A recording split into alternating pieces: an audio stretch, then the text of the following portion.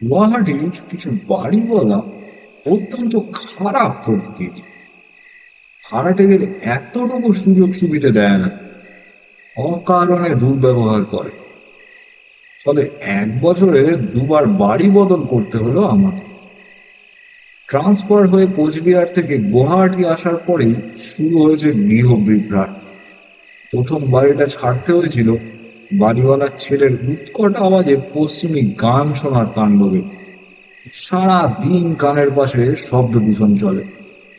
আমার বই পড়া লাঠি উঠে গিয়েছিল। ছেলেটি 12 ক্লাসে 3বার ফেল করেছে।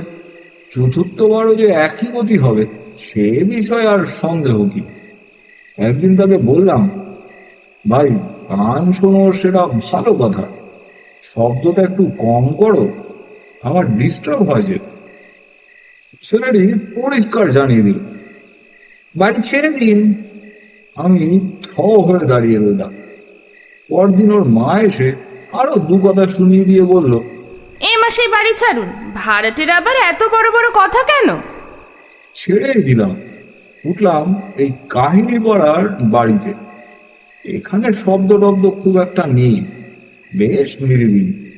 আমি 2 মাসেই 13-14টা বই মগজে চালান করে দিয়েছি। কিন্তু সমস্যা হলো জলের।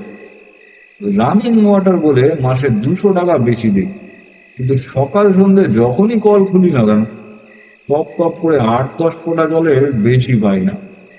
সকালেও কল টিপে টিপে জল তুলি। সারাদিন ব্যাংকের লেজার সামলে সন্ধ্যেবেলা ফিরে এসে ফের বালতি নিয়ে কলতলায় ছুটতে হয়। সেদিন খুব রাগ হল। সিঁড়ি বেয়ে দোতলায় উঠে ডোরবেল টিপলাম। বাড়িওয়ালা বাইরে এসে বলছেন, কি চাই? জল। জল এখানে পাবেন কোথায়? 200 টাকা করে ফি মাসে জলের জন্য দিই, কিন্তু জল পাই 8-10 ফোঁটা। একদিনও বালতি ভরলো না। সে কি মশাই, জল তো আমি রোজই দিচ্ছি, আরো তো ভাড়াটে আছে, কই তারা তো কমপ্লেন করে না কখনো। চলুন আমার কিচেনে, 1 ফোঁটাও জল নেই। এখন রাত 8টা বাজে, এখন জল পাবেন কোথায়? জল আমরা দিই সকাল 11টা থেকে দুপুর 1টা পর্যন্ত। তার জল, জলের ব্যাপারে করে কোনো কার্পণ্য নেই আমার। সে সময় তো আমি থাকি ব্যাংকে, জল ধরবো কি করে? কখন কাকে ধরবেন আর কখন কাকে ছাড়বেন সেটা তো আপনার ব্যাপার মশাই। জল ধরার জন্য লোক রাখুন, নইলে খড় ছাড়ুন, আমি কালই টুলেট লাগিয়ে দেবো। পরদিনই গেটে টুলেট লেখা ছোট বোর্ডটা ঝুলছে দেখতে পেলাম। লোকটির অসভ্যতায় আমি স্তম্ভিত। কেমন মানুষ এরা! ব্যাংকে সকলেই আমার চেয়ে অনেক বয়স্ক। বন্ধু বলতে একমাত্র সায়ন, ওকেই মনের কথাগুলো খুলে জানালাম। মুখই দেখতে ইচ্ছে করে না এদের। আজ পেলে আজই ওই নরক ছাড়বে। সায়ন বলল, দেখি কি করা যায়। পরদিন বলল, কাহিনী করার আশেপাশে কোথাও ঘর পেলেই তোমার সুবিধে।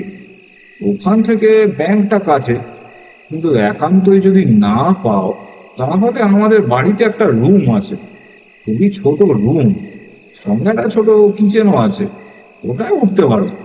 সেক্ষেত্রে তোমাকে একটু বেশি জার্নি করতে হয়ে যাবে। তুমি একবার ফাঁক বুঝে দেখে এসো। আমার তখন যা পাই তাই খাই অবস্থা। বললাম, দেখা দেখির কি আছে, তুমি আছো তো, চিন্তা কি? সায়ন বলল, না না, দেখে নেয়াই ভালো, পরে এই রুম নিয়ে না বন্ধু বিচ্ছেদ হয়। আমি ঠিকানা লিখে দিচ্ছি, তুমি এক ফাঁকে গিয়ে দেখে এসো। আমি তো কাল ডিব্রুগড় চলে যাচ্ছি, আমার বোন সোহাকে তো চেনোই, আমি বলে রাখবো ওকে, তুমি নিশ্চিন্তে গিয়ে দেখে এসো। ও একটা কাগজে ওদের পাঞ্জাওয়ারির ঠিকানাটা লিখে দিল। এমনই কপাল, ঠিক পরের দিনই আমাদের সিকিউরিটি গার্ড শ্রীকান্ত কলিতা একটা বাড়ি দেখিয়ে আনলো ব্যাংক ছুটির পর, এবং সেটা আরো কাহিনী পাড়াতে। সবচেয়ে সুখের কথাই যে বাড়ির মালিকও বাড়িতে থাকেন না, আর আমার বেশ পছন্দও হলো। কিন্তু সেটা এক্ষুনি পাওয়া যাবে না। বর্তমানে যে ভাড়াটে আছে সে চলে যাবে 30শে ডিসেম্বর। আমি 1 জানুয়ারিতে সেখানে ঢুকতে পারবো। শ্রীকান্তকে বললাম, সবই তো হলো শ্রীকান্ত দা, কিন্তু সায়নকে বলি কি করে? বেচারা খুব খারাপ ভাববে আমাকে। শ্রীকান্ত বলল, এক কাজ করুন, আপনি কাল পরশু গিয়ে দেখে এসে বলুন যে ঘরটা আপনার পছন্দ হয়নি। ব্যাস, সায়নবাবু খুব ভালো মানুষ, রাগ করবেন না। দুদিন অবশ্য যাওয়া হলো না। আসলে শ্রীকান্তর পাঞ্জাবাড়ি যেতে হচ্ছে, ইচ্ছেও করছে না, এতটাই দূর। কিন্তু সেদিনই ডিব্রুগড় থেকে সায়নের ফোন এলো, তোমার খারাপ কিছু হয়নি তো? এখনো রুমটা দেখতে গেলে না যে? আমি অজুহাত খাড়া করি, আসলে এত টায়ার্ড থাকি না, কি বলবো। সায়ন বেশ রাগ করে বলল, তাহলে না করে দাও, আমার তো কাউকে না কাউকে ভাড়া দিতেই হবে। সায়নের ক্ষোভ বুঝে বলি, ঠিক আছে, আজই যাব। সায়ন বলল, দেখে নিতে দোষ কি, পছন্দ না হলে নেবে না। যাওয়ার আগে 22234745 এই নম্বরে ফোন করে সোহাকে জানিয়ে দিও। ব্যাংক থেকে বেরোতে বেরোতে সন্ধে হয়ে গেল। ব্যাগ থেকে সোয়েটার বের করে পরে নিলাম। তারপর মোবাইল থেকে সায়নের বাড়ির নম্বরে রিং করলাম।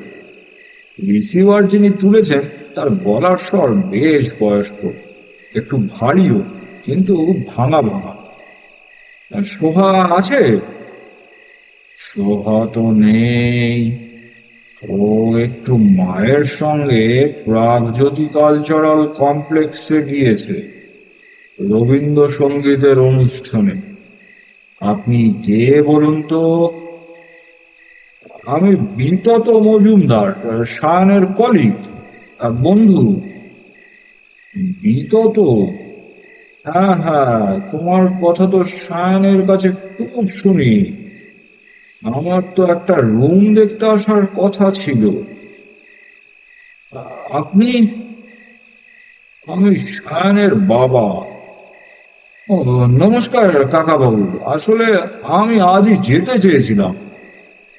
এসো না, শোভা নেই তো কি হলো, আমি দেখিয়ে দেব, তবে চা করে খাওয়াতে পারবো না। ভদ্রলোক খুব হাসলেন। পল্টন বাজার থেকে পাঞ্জাবাড়ি যেতে 1 ঘন্টা লেগে গেল। বাস থেকে যখন নামলাম তখন সন্ধ্যে 7টা। শীতকালে 7টা মানে বেশ রাত, তাও আবার গুয়াহাটি। এখানে রাত 9টা হলেই সব দোকানে ঝাঁপ পড়ে যায়। বোমাবাজির ভয়ে রাস্তা শুনশান। শহর চলে যায় আর্মি, সিআরপিএফ এর আর পুলিশের দখলে। গুয়াহাটির শহরতলিটা এমনিতে বেশ নির্জন, একটা অন্ধকারাচ্ছন্ন ভাবও আছে, ফলে গা ছমছম করে আমার। ঠিকানা অনুযায়ী স্টপ থেকে 2টো গলি পরে রাজু রাভা পথ। রাজু রাভা নিশ্চয়ই কোনো বড় মাপের মানুষ, কিন্তু তার নামাঙ্কিত পথটি ভাঙাচোরা কঙ্কাল সার, যত্রতত্র খানাখন্দ। স্ট্রিট ল্যাম্প একটাও নেই, বেশ অন্ধকার, একদম লোক শূন্য রাস্তা। দুপাশে নম্বর দেখে দেখে এগিয়ে যাচ্ছি। বাঁকের মুখে হঠাৎ এক ছায়ামূর্তি। ভদ্রলোককে ডেকে বললাম, দাদা, সায়ন চক্রবর্তীর বাড়িটা চেনেন? অন্ধকারে ভদ্রলোকের চেহারা বোঝা যাচ্ছে না, শুধু কণ্ঠস্বর শোনা গেল, ব্যাংকে চাকরি করে তো? আমি হ্যাঁ বলায় ভদ্রলোক বললেন, এখান থেকে ঠিক 4 নম্বর বাড়িটা। গেটে লেখা আছে দেখবেন চক্রবর্তী নিবাস। গেটের দুপাশে 2টো পাইন গাছও আছে। ভদ্রলোককে ধন্যবাদ জানিয়ে আশ্বস্ত হলাম, এই ভেবে যে যাক, বাড়িটা পাওয়া গিয়েছে অন্তত। অন্ধকারে তো বাড়িগুলোর নম্বরই পড়ে যাচ্ছে না। এই পাড়ায় মনে হচ্ছে এখন লো ভোল্টেজ চলছে। গুয়াহাটিতে এটা প্রায়ই হয়, ইলেকট্রিসিটি থাকে কিন্তু ভোল্টেজ এত কম যে বাল্বগুলো টিম টিম করে জ্বলে। ইলেকট্রনিক চোখ ছাড়া এ শহরে টিউবলাইটই জ্বলেই না। কিন্তু 4 নম্বর বাড়িতে এসে দেখা গেল সেটা ঘুরঘুরতি অন্ধকারে ঢাকা, অথচ দুপাশের 2টি বাড়িতেই মৃদু আলো আছে। সেই আলোতেই গেটের ওপর আবছায় লেখা দেখলাম চক্রবর্তী নিবাস। তবে তবে পাইন গাছ দুটোকে আলাদা করে চেনা যাচ্ছিল না, মনে হচ্ছিল অন্ধকারে দুটো উঁচু স্তূপ। গেট খুলে বাড়ির ভেতরে প্রবেশ করলাম। বেশ বড় সড়ো বাড়ি, সুরকি দেওয়া রাস্তার দুপাশে ফুল গাছ লাগানো, প্রশস্ত বারান্দার দুপাশে অনেক টব, সেসবে নানা গাছ গাছালি, গুল্ম। অভ্যাসবশত ডোর বেলটা টিপেও দিলাম, যদি পর মুহূর্তে ধাক্কা দিতে দিতে রাখলাম, কাকা বাবু, কাকা বাবু। দু তিনবার ধাক্কা দেওয়ার পরেই দরজাটা খুলে গেল। মাংকি ক্যাপ মাথায়, পরনে পাজামা, গায়ে জড়ানো একখানা নাগা শাল। কাকাবাবু বেরিয়ে এলেন। কে বিবত, এসে গিয়েছ? হ্যাঁ কাকাবাবু, পাক্কা 1 ঘন্টা লাগলো সিটি বাসে। এসো এসো, একটু বসে না। ড্রয়িং রুমটা বেশ বড়, সায়ানের রুচি আছে বলতে হবে। মোটা বেশ লম্বা একটা মোমবাতি জ্বলছে। আমি সোফায় বসে পড়লাম, একটু ক্লান্তও বোধ করছিলাম। কাকাবাবু উল্টো দিকের সোফায় বসলেন। চেহারাটা বেশ সুন্দর, মুখটা অসম্ভব ফর্সা, একদম ক্লিন শেভ, তবে কেমন যেন একটা বিষাদ মাখানো সেই মুখমণ্ড। আমি ঘরটা দেখছিলাম, দেয়াল ঘেঁষে বড় টিভি, পাশে ফ্লাওয়ার ভাস, পূব দেওয়ালে দুখানা পেন্টিং, দক্ষিণ দেওয়ালে একটা ফটো উল্টে রাখ। কেন কে জানে, উল্টে না রেখে ফটোখানাকে সরিয়ে ফেললেই তো হয়। মিছিমিছি ফটোটা উল্টে রেখে ঘরের সৌন্দর্য নষ্ট করার মানে কি? আর তোমাকে তো বাপু কিছু খাওয়াতে পারবো না, কিচেনের ব্যাপারে আমি বড়ই অজ্ঞ। না না, খাবার কি আছে, সোহা আর ওর মা থাকলে অবশ্য তোমাকে না খাইয়ে ছাড়তো না, তবে ফিরতে ফিরতে অন্তত 10টা বাজবে। তখন তুমি আর কাহিলি পাড়ায় ফিরতে পারবে না। কাকাবাবুর কণ্ঠস্বরটা কেন যেন খসখসে, একটু হাঁপানির ভাবও আছে মনে হয়। উঠে দাঁড়িয়ে বললেন, চলো ঘরটা আগে দেখিয়ে আনি, তারপর দুদণ্ড কথা বলা যাবে। রিটায়ার্ড জীবন তো, কেউ এলেও ভালো লাগে। তুমি মোমটা নিয়ে আমার পিছু পিছু এসো। আমি মোমটা নিয়ে কাকাবাবুকে অনুসরণ করলাম। ফের বারান্দায় এসে পূব দিকে সিঁড়ি বেড়ে নেমে একটু টার্ন নিয়ে মূল বাড়ির পেছন দিকটায় একটা ছোট্ট কামরার দরজা ঠেলে ঢুকতে হলো। কাকাবাবু ভেতরে গিয়ে আর একটি দরজা খুলে বললেন, এটা কিচেন। রুমগুলো একটু ছোটই, তবে একা থাকার পক্ষে যথেষ্ট। কথাটা মিথ্যে নয়, ছোট কিন্তু চমৎকার ঘর। কিচেনটাও দারুণ, বড় সড়ো 4 পাল্লার কাঁচের জানালার উপরে মনে হয় সবজি ক্ষেত, অন্ধকারে সাদা ফুলকপিগুলো জেগে আছে। কাকাবাবু হাসলেন। ইলেকট্রিসিটি থাকলে ভালো মতো সব দেখতে পারতে। তা পছন্দ হলো? বেশ তো, আমার জন্য পরম শান্তির। ফের কাকাবাবু পিছু পিছু ড্রয়িং রুমে ঢুকে মোমটা রেখে সোফায় বসলাম। উল্টানো ফটোটায় শুধু বড় দৃষ্টিকটু লাগছে। কাকাবাবু উল্টো দিকের মুখোমুখি বসে লাল ও কালো স্ট্রাইপের চাদরখানা ভালো মতো জড়িয়ে নিয়ে বললেন, ঘরটা সম্পর্কে সায়ন তোমাকে কিছু বলেনি?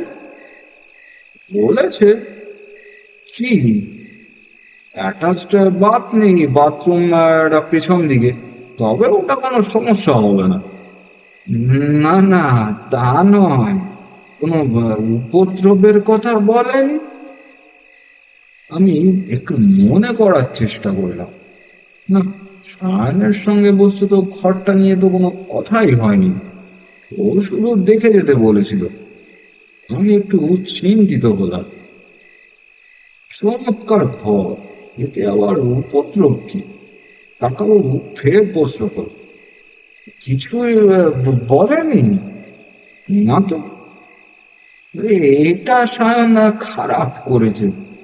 আগে ভাবে বলে দিলে তো আর ঝামেলা হয় না। তাছাড়া ও তো তোমার বন্ধুও বটে। আমি একটু ধন্দে পড়লাম, কি হতে পারে, কিসের উপদ্রব ওখানে? জিজ্ঞাসা করলাম, কিসের উপদ্রব একটু খুলে বলুন তো কাকাবাবু। তুমি ভূত বিশ্বাস করো? মানে অতৃপ্ত আত্মায় বিশ্বাস আছে? আমি এবার হেসে উঠি শব্দ করে। তারপর হাসতে হাসতেই বলি, না কাকাবাবু, আমি হাই স্কুল থেকে ওসবে ডরাই না। কেন, ওভাবে ভূত প্রেত কিছু আছে নাকি? কাকাবাবুর মুখখানা সহসাই ফ্যাকাশে বিবর্ণ, আরো সাদা হয়ে এলো। আমার এই সশব্দ হাসি তিনি খুব একটা পছন্দ করলেন না বলে মালুম হলো। তার কঠোর মুখমণ্ডলী তার প্রমাণ। ওই কর্কশ মুখ আর সন্ত্রস্ত চোখের দিকে তাকিয়ে ঠোঁটের হাসি লুকিয়ে ফেললাম। কাকাবাবু একটু ঝুঁকে বললেন, হ্যাঁ, ওই ঘরে ভূত আছে। 5টা ভাড়াটে পালিয়েছে। ও ঘরে ভূত কেন? মানে এ ঘরেও তো থাকতে পারতো। ওই ঘরেই তো ফাঁসিতে ঝুলে আত্মহত্যা করেছিলেন এক ভদ্রলোক। ক্যান্সার হয়েছিল তার। ডাক্তাররা জবাব দিয়ে দিয়েছিলেন আর বেশি দিন বাঁচবেন না তিনি। ভদ্রলোক পরের দিনই ফাঁসিতে ঝুলে পরিবারকে অযথা অর্থ ব্যয়ের আশঙ্কা থেকে মুক্ত করে যান। কিন্তু তারও নিশ্চয় কিছু কামনা বাসনা ছিল, তাই রোজ তিনি ওই ঘরে আসেন। ভাড়াটেরা তাকে দেখতে পায় আর দেখলেই পালায়। ভেবেছিলাম সায়ন তোমাকে ঘটনাটা জানিয়েছে, এখন তো দেখছি তুমি কিছুই জানো না। এই প্রথম আমার শরীর শিহরিত হয়ে উঠল। ভূত প্রেতে আমার বিশ্বাস নেই, কিন্তু ফাঁসিতে ঝুলেছে এক শব, দৃশ্য হিসেবে এটা অত্যন্ত ভীতিকর। কাকাবাবুর ঘটনাটা বলে রীতিমতো স্বতন্ত্র করে দিল আমাকে। সায়নের ওপর খুব রাগ হলো আমার। এত বড় ঘটনাটা ওর কি জানানো উচিত ছিল না? আমি একটু ঘোরের মধ্যে পড়ে গিয়েছিলাম। কাকাবাবু উঠে দাঁড়ালেন। আমি তার দিকে তাকালাম। দেয়াল ঘড়িটা দেখিয়ে তিনি বললেন, 9টা বাজতে চলেছে, তুমি এখন বেরিয়ে পড়ো। এরপর বাঁশ পেতে ঝামেলা হবে। পাঞ্জাবাড়ি থেকে কাহিনীপাড়া পর্যন্ত কোনো অটো রিক্সাও তুমি পাবে না। আমি উঠে দাঁড়ালাম। বারান্দায় এসে তিনি ফের বললেন, ঘরটা নেওয়ার আগে ভেবে দেখো, তুমিও আমার সন্তানের মতোই। জেনে শুনে তোমাকে বিপদে ফেলতে চাই না। কাকাবাবু ভেতরে ঢুকে গেলেন। দরজা বন্ধ হলো। আমি গেট খুলে বাইরে আসতেই বারান্দার গেটের দুপাশের বাল্ব জ্বলে উঠল। তবে ঘরটা তখনও অন্ধকার। হুটোপুটি করে বাস স্টপে এসে শেষ বাসটায় চাপলাম। খুব শীত করছিল তখন। কদিন বাদে ব্যাংকে গিয়ে দেখি সায়ন হাজির। আমাকে দেখেই মুখ ঘুরিয়ে নিল। আমি ওর ঘাড়ে হাত রেখে বললাম, কি হলো, মুখ বেজার কেন? কারো উপকার করতে নেই, তোমাকে তো নয়। কি হয়েছে বলবে তো? 7 দিনও তোমার ঘর দেখার সময় হলো না? ঘর তো আমি দেখে এসেছি, চমৎকার ঘর। সায়ন ঘুরে মুখোমুখি এসে বলল, দেখে এসেছো মানে? তুমি দেখে এলে সোহা কি বলতো না? শোভা তো তখন ছিল না, কাকিমাও ছিলেন না। ওরা রবীন্দ্রসঙ্গীতের অনুষ্ঠানে গিয়েছিলেন প্রাগজ্যোতিতে। কাকাবাবুই ঘরটা ঘুরিয়ে দেখালেন। অনেকক্ষণ গল্প গুজব হলো। কাকাবাবু মানে? মানে তোমার বাবা। তুমি কিন্তু অবিকল তোমার বাবার মতো দেখতে। সায়ন চুপ করে থাকলো। আমি বুঝলাম ফাঁসিতে মারা যাওয়ার ঘটনাটাই ওকে চুপ করিয়ে রেখেছে। তুমি কিন্তু একটা খুব বাজে কাজ করেছো সায়ন। কি খারাপ কাজ? ওই ঘরে একজন ফাঁসিতে মারা গিয়েছে, তা আমাকে বলনি কেন? ভূতে আমি ভয় পাই না, কিন্তু দৃশ্য হিসেবে ঝুলন্ত মৃতদেহ তো আদৌ মজার ব্যাপার নয়। কাকাবাবু বললেন বলেই তো জানলাম। সায়ন চোখ বিস্ফারিত করে বলল, বাবা বলেছে এসব? ওই ফাঁসিতে মারা যাওয়ার কথা? হ্যাঁ, ভদ্রলোকের ক্যান্সার ছিল। Very sad incident. সায়ন আর কথা বলল না। মনে হলো খুব লজ্জিত। ক্যাশ কাউন্টারে গিয়ে ঢুকলো। সারাদিন আর সায়নের সঙ্গে এই ব্যাপারে কথা হয়নি। ব্যাংকে খুব ভিড়ও ছিল। প্রচন্ড চাপ গেল সারাদিন। ছুটির পর বাড়ির বাইরে বেরিয়ে সায়ন বলল, চলো আমার বাড়ি যাবে, চলো। এখন? না না, আই ফিল সো টায়ার্ড। চলোই না, তোমাকে একটা জিনিস দেখাবো। ফাঁসিতে ঝুলন্ত মৃতদেহ। আমি হাসতে থাকলাম। ও কঠোর হয়ে বলল, ঠিক তাই, চলো। ও জবরদস্তি করে আমাকে বাসে তুললে। পাক্কা 1 ঘন্টা পর পাঞ্জাবাড়িতে এলাম। ও বলল, এবার আমাকে বাড়িতে নিয়ে চলো, দেখি সত্যিই তুমি এসেছিলে কিনা। সায়ন আমার কথা বিশ্বাস করছে না দেখে হেসে বললাম, আশ্চর্য, তুমি আমার কথা বিশ্বাস করছো না এখনো? ঠিক আছে, চলো। আমি রাজুরাবা পথে ঢুকতে ঢুকতে বললাম, ওই মোড়ের পর 4 নম্বর বাড়িটা তোমাদের। নাম চক্রবর্তী নিবাস। তোমাদের ড্রয়িং রুমের টিভিটা বড় মাপের, তার পাশে ফ্লাওয়ার ভাস। পূব দিকের দেওয়ালে বড় সড়ো 2টো পেন্টিং। শিল্পীর নাম অবশ্য মোমের আলোয় দেখা যায়নি। তোমার বাবার পরনে ছিল ব্রাউন মাংকি ক্যাপ, নাগা লাল কালো শাল, সাদা পাজামা। আর হ্যাঁ, দক্ষিণ দেওয়ালে একটা ফটো ঝুলছিল, সেটা উল্টে রাখা। এর কারণ কি? সায়ন ততক্ষণ কথা শুনছিল। এবার বলল, উল্টে রাখা কোনো ফটো ড্রয়িং রুমে নেই। ফটো কি কেউ উল্টে রাখে? দরজা খুলে দিল শোভা। চোখ নাচিয়ে বলল, হ্যাঁ, তো দিনে আসার সময় হলো। সায়নের পিছু পিছু ড্রয়িং রুমে ঢুকলাম। দক্ষিণ দেওয়ালের ফটোটা ছিল যথাস্থানে, তবে আজ আর উল্টানো নয়, রীতিমতো যত্ন করেই দেওয়ালে টাঙালো। লক্ষ্য করলাম ছবিটা কাকাবাবু। সুন্দর মুখশ্রী, ক্লিন শেভন। তিনি হাসছেন। ছবির উপর চন্দরের আলিঙ্গন। আমি সামনে গেলাম। ছবির নিচে লেখা, জন্ম 12/7/1945, মৃত্যু 20/12/2000। আমার সমস্ত শরীর শিউরে উঠল।